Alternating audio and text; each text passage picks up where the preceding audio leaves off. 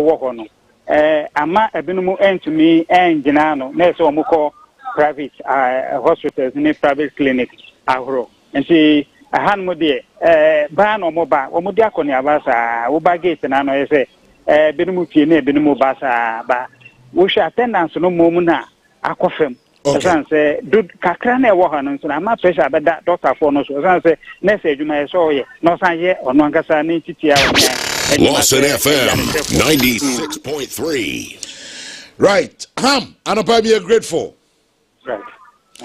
From the eastern region, Yeti Ham, Afeji Agbaza, Ninka. Let's head straight to the north. Na Yane Philemon Adabuga, Tamale Teaching Hospital, and in the environment. And so what is happening over there? To say, Philemon, good morning. Hello, Philemon. Yes, I can hear you well. Good morning. Good morning, let's say. Okay, from the eastern region and the northern part, at say nurses and midwives strike, impact by na enya Tamale Teaching Hospital and the entire north. Yes, I think over northern region, Shada any different from the reporter you just engaged, Meshasia Efre Tamale Regional Hospital. Apart from Tamale Teaching Hospital, one of the biggest hospitals serving the whole of, I can say, northern region. In fact, most of the people are not more nursing and student nurses on. There were a lot of student nurses. Attachment. Some came there to do national service. Regional hospital. More helping patients who come there. Special patients are free baby me and some call baby free banum. So a couple of the student nurses are almost supporting.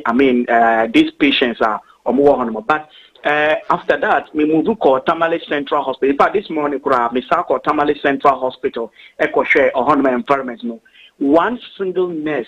Me call not even one single nurse. Me who say no, yeah, Juma wa when you say, oh, call hospital, and now before a doctor ever attended to you in particular, you have to pass through OPD, normal check, or vital signs, important functions. Make call Central Hospital, not even a single person, or to Honma, or take this vital, signs. No, everywhere, couple of places are some of the couple of places were totally locked, and I saw some red cloth and those stuff indicating that. In fact, within that Central Hospital, it takes almost 4 to 5 hours before Tamale Central Hospital. Or catch them and say, Nana so ya but nobody is saying anything to him. The only person who is a cleaner or clean but nobody has said anything to her.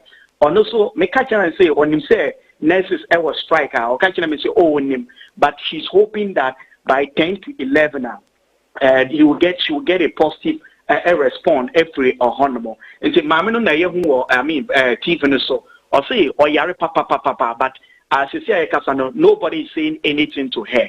In fact, right after them, Mirashi called Tamale Teaching Hospital, fail no honorable.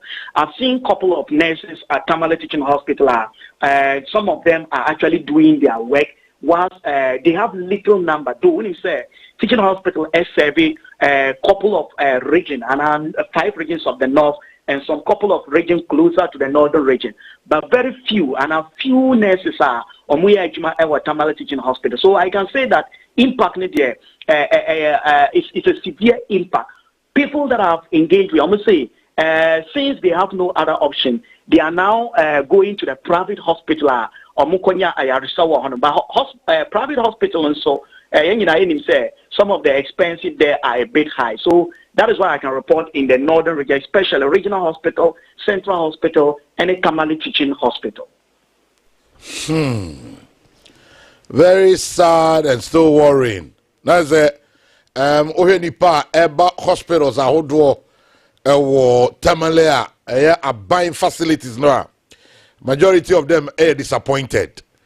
because of the strike. Yeah, Kosonia dear. Okay, well, Adabuga, how about the doctors or who doctors were around? Have they reported? Yes, within the Tamale Central Hospital, normally say doctors by Enrano. In fact, I'm even told that Enrano ye juma kakra, doctors by Enrano ye juma kakra. But as of this morning, I didn't see my child see Doctor Bakukra or Honoma. It was only cleaners and I mean who here, but TTH, I've seen some couple of doctors. Me who doctors be Honoma normal a year juma. OPD Honoma they were working, but the number no na ensure that end also almost say ebe affect pa. All right. Adabuga, grateful this morning. Me that say. We a reporter on also our Abnorth, Philemon Adabuga, and we reported here free Techima and Tamale. Government facilities are out any idea. Franco, yeah, you are too quick to be emotional. Why are so emotional? No, that your things are getting right. No, to be sure, no pay. The reality and hitting.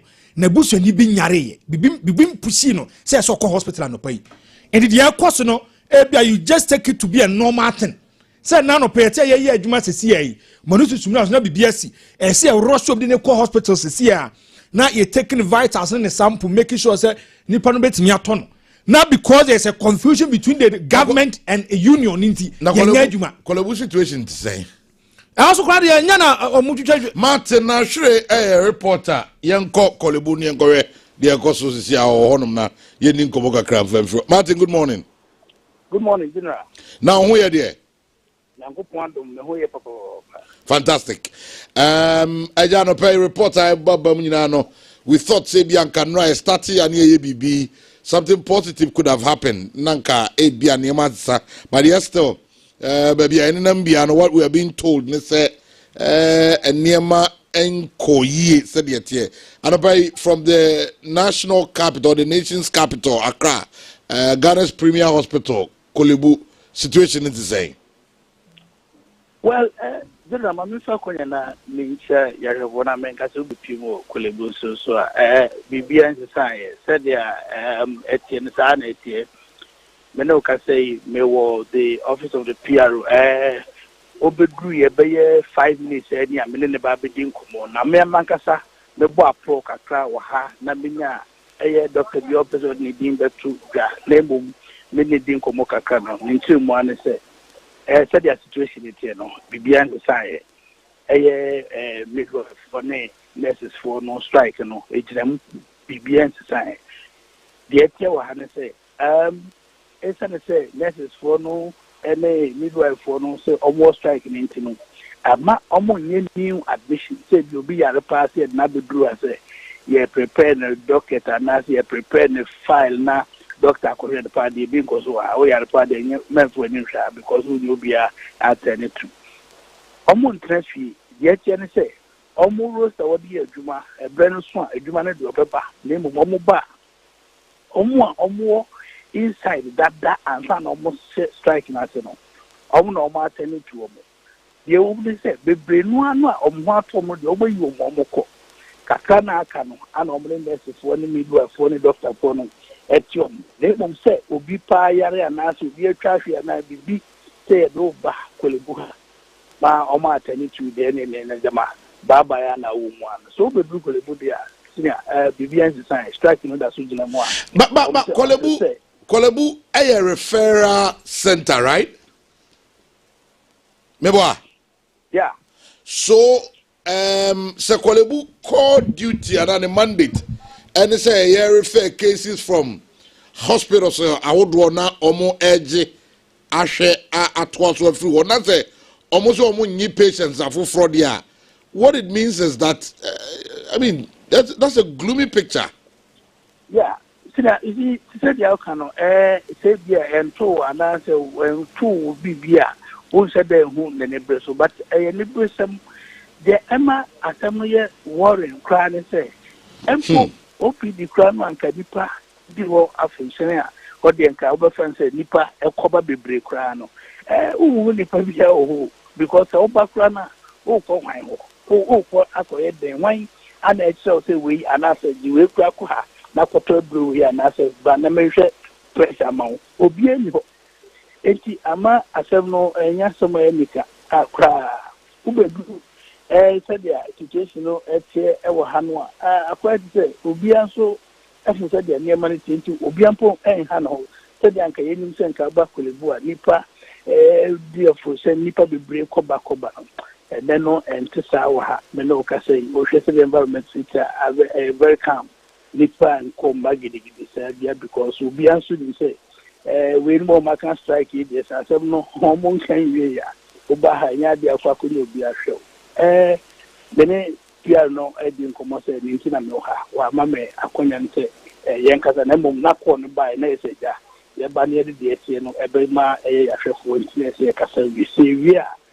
mewuram yɛti bia no mɛgye gu ɛyɛ kasa mfoni so na mɛde aba na gya yɛde asom ahwɛfoɔ so Martin Ashrain Martin Kosoana di eche wo kolebuma en bibia ne ebese abawai that's passing ya Kolebu Teaching Hospital any day one also report if you like Ghana's biggest or Ghana's premier hospital teaching hospital that we have in Ghana. Yes.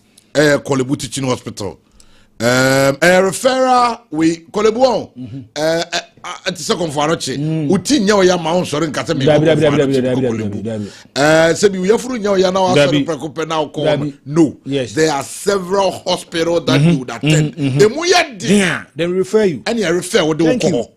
So by no baby I dre ye had ye ntimi ntoaso ye ni niema ne ade a imfidie ne ade betumi atoaso bad Kolebu nti no yemfa nko but the reporter no report to ama ayem ya yi kakra ne say omo mo nyini cases bia no admission already ye behwe mo yes na mom ma obi ama obi o yes Kolebu so ade achi ade say nyina no ye de nipa free tamale ye nipa free kumase ebi free tema ebi free Cape Coast ebi free boko ebi bia de bebre enko na se ye nyini pa wo obi o yi once was we are emotional once we are emotional if the reality doesn't get you feel sanity say and you see me ra who na no profa said the ade ni see kono I'm praying it will not get worse I'm praying wa bompa ye bia na bompa say me enti asem boni bia bia because they see no we don't want to see a repetition of what happened yesterday of already ekosu ya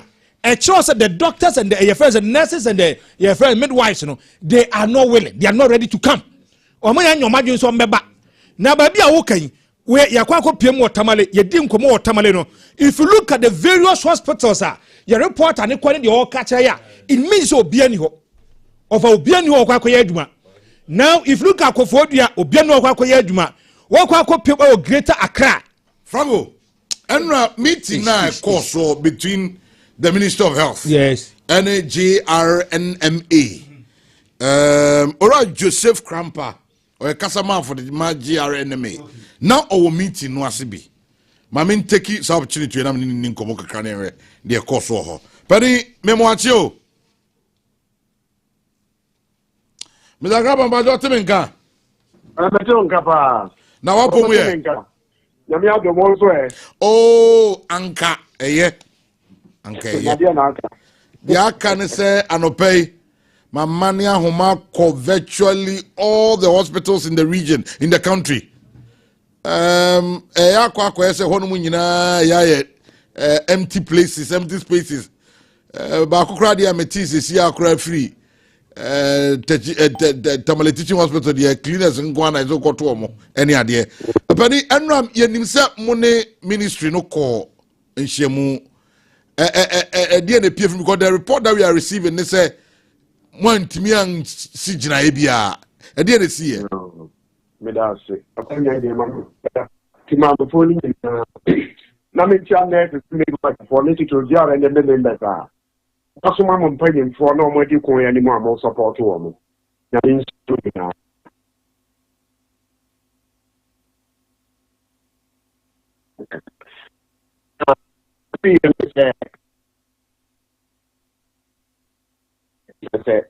Abai no say your condition of service no one function budget for this year and to get a 2026 and I also said that the document Juma no more transition. And then I go buy a fanka, more budget. And desire cases in country. That's just it. I bet some of you also organize here for book committee, and I get a drawn on out. I am go strike here.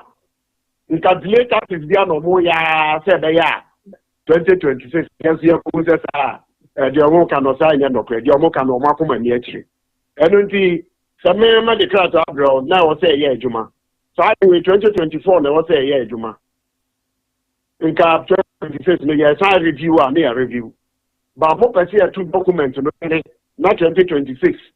And so I got to a renegotiation. Let's just say the authors joined 2024 up to 2026 interval 2 years already. Not much work. And yeah, Juma. And the guilty as here. So I let you. And say I buy a cut 2026, GRNMA, more cut 2025. Where do we strike the balance? Oh, well, okay, I buy it there. You just sign condition of service. Union BR will be a teacher for one more, doctor for one more, health service workers, a door, so you might for more Ghana will be on the condition of service or near buy no sign. Now buy no vessel. Now you know signs are the new year. I buy one sign you now. As my phone also pay for sign we are. Now you're binding document. I want to what buy no with the year, Juma. There was a buy no the year, Juma. A binding. A statutory order. So say you implement it. 8 years, I say free 2024. Eba. Equity 2026. I'm no hold on. If I can say 2025 ending. Yeah. And none allowance say what's all money my and I say yeah. Or my son class out of mobile implementing. If you are the sign no more, you are the sign say and the case out to be actually a binding document, which is recognized by law. Hey, and the 2026 crown up motivate. Mr. I buy no sign we are, Baba. Now, by so that you're not just all saying, so one factor, one factor with the budget. You see at all. I think you know how fashion budget, and you are brought up to the letters and midwife country. You might shall come in President Roman to a more office in. How would you tell Musa Mokushi as I rule? You call your crown and mock and more the packages after 2 hours. So, let me have a little Juma. Mobile allowance action. Let me see a month here. Next is for the I will tell you, Musica, almost I'm sure almost. The Biaba no country and it was actually for my. Every just said, why not give it a human face, Kakra? There's a new government just 5 months into the administration. I said, man, human face, Kakra. Yo, me da say human face no dey Yamache. Yamache say. Ya sha se ka sa anye mai enye nne. Media no nso kra no man project sa. Na mo ya na ya be ko sa strike dey do ba bi e wo yi. Ya di ka notify aban National Labour Commission obia o stakeholder e wo bia. E ba no krata say your condition of service no monye my implement here. E just say ye be boko jan. Say ye boko jan do just say na say ye be withdraw OTD services ni emergency services. So total withdrawal there be ye. Almost my etias say omo nipa if you ni okra omo ba be ye adwuma no. Omo obi no mo be ye adwuma no. Eti ye ni say nipa o aba wo nipa omo ye adwuma no. Eti nye say ye ni human face. Aba no fees e obetimi aye adwuma no. Say ye ho ye o. Say foforo no mo ho no ye o. Ni na ye nkwa na ye bo ho ban. Eti ye ni say bibi ekoyi. Eti says ya schedule say next meeting mi be koso ana NLA so National Labour Commission NLC so say Atata sisudim. NLC National Labour Commission say dia no mo ka o enyinam. Well, okay, I don't know there. Say yeah.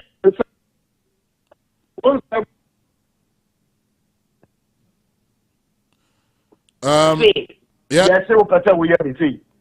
And then almost every year, you better go to the almost worker. But it's still illegal.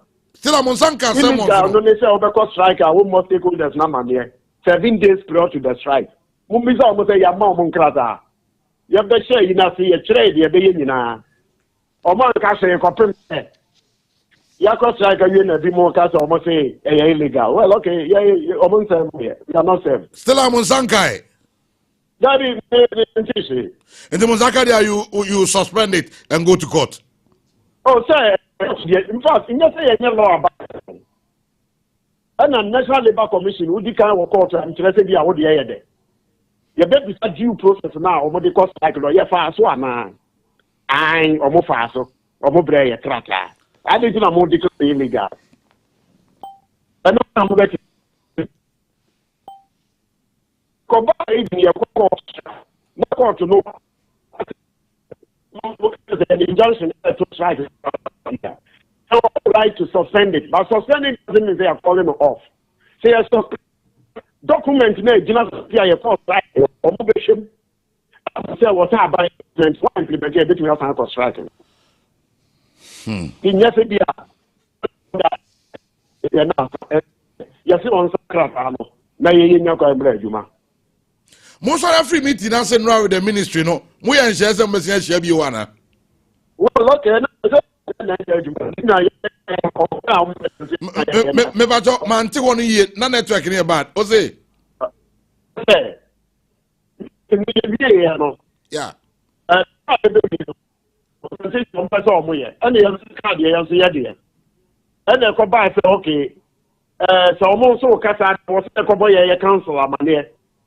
Your council no the other general no na ya ma omumu ya. Okay. It is only see. Wow. Okay. Zagamba ya beda sia no pay na amanfo so breo. Zagamba ya breo. Opa ye nyina ya breo.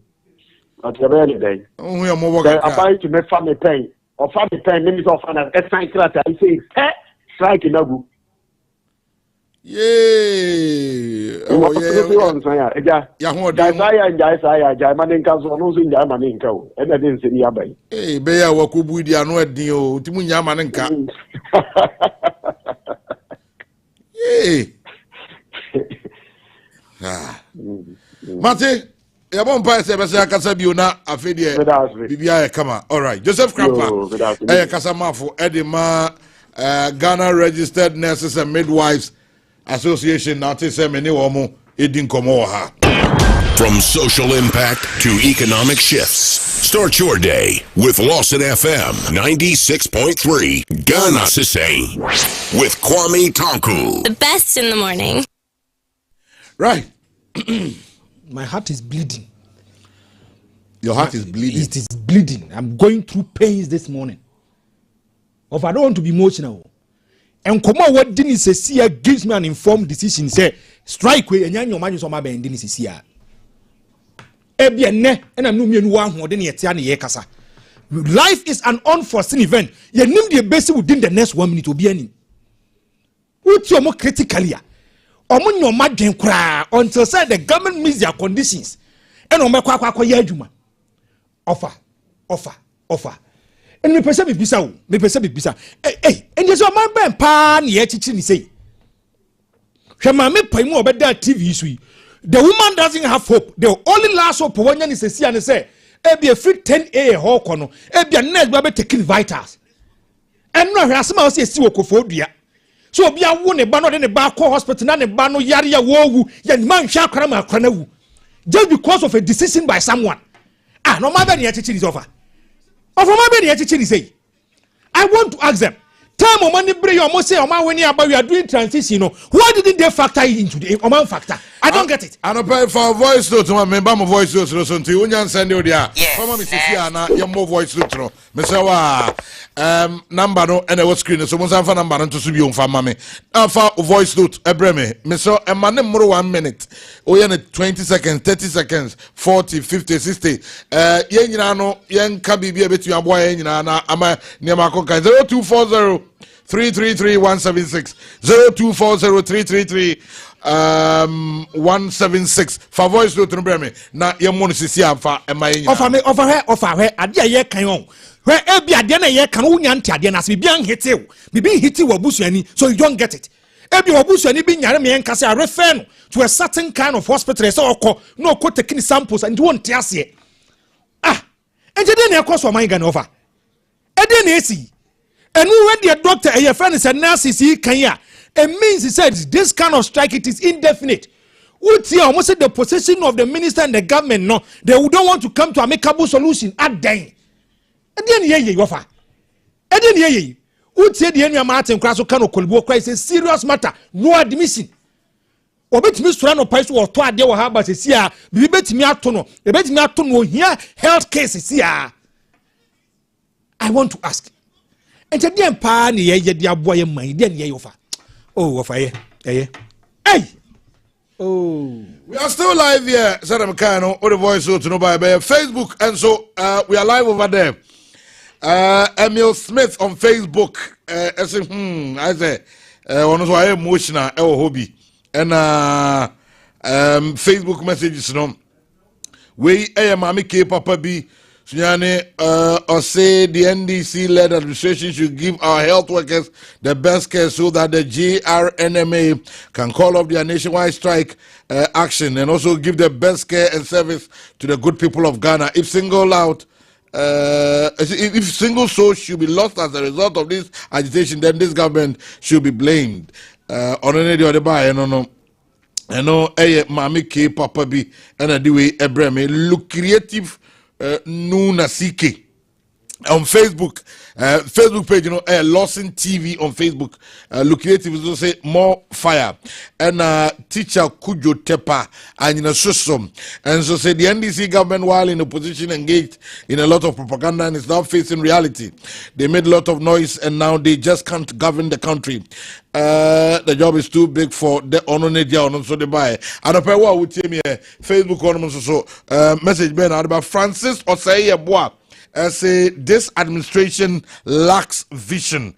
Francis there or the about Facebook no and Eyadema Togo and so say good work Kwame from Eyadema Germany Hamburg and Eyadema and so ewo ya odi eba ene anopei mamenko na mene Tony Goodman of the Ministry of Health on ekasama for Edema Ministry no mene Tony Goodman yeni nkomo kakra Goodman morning Kwame na ohu ye de nyame adomo de che enche bia na mene Joseph Krampa ya ye PR e de Emma Ghana Registered Nurses and Midwives Association didn't come about. Enra meeting our court or ministry now. Okay, say government so one factor or budget in Munti Aje 2026 and almost insisted said no. They needed 2025. Mr. Goodman, where do we draw the line? But be just say people are also crying over various hospitals, no. They saying you're gonna say. You made us say, I'm a chatty for an after an opinion. The room and it's Yene and that's for me, I meeting and you now the agreement was that let's sign a document, now I take effect 2016. Now I started from our areas because now from the Bienna or Batra, when sign a document, and to learn and I say buying so they signing now the budget into cafe. I know the proposal here, but I was here signing this year. Now a bad day next year, which is also another proposal also a year. The charm is okay. Proposal no any year the rally comes. Among fan court, the National Council. Now, I'm bad. Propose on the government. Now, into your answer on the few minutes. You're no more class. I won't call you off strike because I'm the problem. In the do hospital, now, next fully hope. I had the intellectual from the strike. Now, we may continue the discussion. I'm not sure I said. I'm not quite the will. Yes, so better. on social media, on their social media, like number proposal and also my rejected. And now I would tell ministry that your plans are to do a plan only on yes, some in terms of say a better call for more hospital. Yeah, share the way that's one. And also, and then you're there now the plan. Yeah, the big work. Wow, I hear you know the solution, but I say, yeah, share Ghana one thing now about I don't know. Because in April, I hear the people that after the work on the lady. I never call Juma because the man I'm more earlier. There, I say, I buy no start and I sign it on to the April says, yeah, just in my area, idea. I said, could you man, that's why. Thank you. And to say, are we having another meeting with JRA and JRNM no? Is there going to be a next meeting, Biana? Omo say omo National Council like officer. Okay, train said, but omo I'm afraid I have a problem. Then you are going to say, Ministry of Health now, yeah, Philippines. Ghana for Air Philippines and is having a negative effect on healthcare delivery. Into young idea, in your academic option on the Kujuma. Sir, medical canal cemetery, it means my promises cemetery. Conditional service I can want them. I have two shadows, your old one and your new one. Old one in the Gusutia. A difference now, woman, and after upward adjustments and Omo pese yetia. And also I say okay. Yetia we no mama yemfa we nche budget mo na yentia no so nka ho. Apro say anke third deal and say nia no etiase. I'm sure when you come to the health front for now, there were several say there was GRNM if we there were other groups ebinom dey say omo ye adwuma. Meaning say whether you are in touch with them also. Your call since you declare strike, your call around, your call various hospitals, like I said, your cost.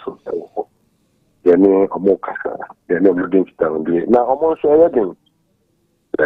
Maybe I have a hospital, and NEPA 15 age, they say about NEPA 10, and after 15. Almost every. Now the GRM one on a dorsal. I'm not Dawson. Can't we do anything outside the budget? Okay, I think this not be in your capacity to probably it's unfair. So maybe that's our question. No? But the Ziana there will be a Gina idea. Giorgio na say Gusani or Mojojo. So okay, the way the economy is here. So that's all the ministry of your budget now. Echo show more. Now idea also to going to me around India. And then I saw because they kind of budget one. Now, yeah, what's a year? What's a year? Now you're sure what's it. Now I don't call a chrome, but you know, I feel nice. Okay, I can't one. I want to say they're gonna put it. I'm finding my Indian and I say I'm fine cash. They're each other down on a bed.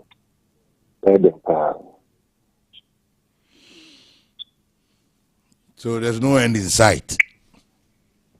There is an insight. Yeah, I can't see it. That's what I'm asking.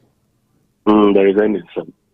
Sir, don't also forget that when it comes to the health system of Ghana, include other health facilities. You know, what we have to do to mitigate the effect, and then I'll say yeah. Because obviously I was saying Ghana for a hospital. And so I'm sure that in no time, by there will be another announcement regarding what measures we have put in place. Wow. Well, Tony Goodman, and I pay. My man now I say now you hope for the best. Say that the next time that they be a fraud enough, I have a positive story. Yeah. there is one thing I want to you. Number now, you can't asem. Small number. Yeah. Over 120, 130 nurses. 130,000 nurses and midwives. 1,000 nurses and midwives. Into no, so your cousin was said they can't budget one. Now you can, because number is super. Whatever you do will have effects on no budget. Into now, yet no. The number not also ye, and also. All right. So yeah, trying to just number like we will make the point. It's a huge number we are dealing with. So the budget that means we've not done anything. Into our plan, no, is to make sure that as we are providing care, we are taking care of our health welfare, which is the next and life welfare too. Good man. And about me that's it. That's it. Tony Goodman. A PRO Edema, the Minister of Health, and na ote meeting no mubi. And our report to Ediamaye. Still on Facebook, eminent guy Oliver Twist says so. Mr. Admamen who signed his agreement and left it unattended. I trust JM to rectify it as soon as possible to save lives. Oh, Amagana. I think there is history to the Ekoswing. Enra, the regional PRO, the Emma Ghana Registered Nurses and Midwives Association, Eba, on my ATS, of course, started last year February. Okay, na February no, and omo didi hun komwa February March April mo, and I feel only a bind be agree. Na bind jitu mu say the omo pen ne ya amo mo ko strike. Meka by that was the previous government. Ojitu mu say obitua. What you say? Na enumu ena on say oko midwives and nurses omo front ho na. Enye only Ghana Registered Nurses and Midwives Association. Yawo bakusu ho Ghana GRMA Midwives Association. Yawo eko bebre separate be 4. Kahumani 5. Yes. And na almost almost ntiase. And omo among nurses and midwives na hono. Na another kuo ba kuso de court. Yes. E wona nya ban na. Aban de waje to say metua. Yes. Be court until the further determination of the court. Nti aban no ye na dwen ogitum no na omo among them no omo de court. That was last year. Omo de court no heading ehemre ye twe ye ntwe kopim December. And I fed your more atiase say ye cry ye higher ho na ku bago ye nyina ya nurse ne midwives for ye pre ye nyina ye interest I didn't say be nyina court what ade we ho and no more atiase ye free court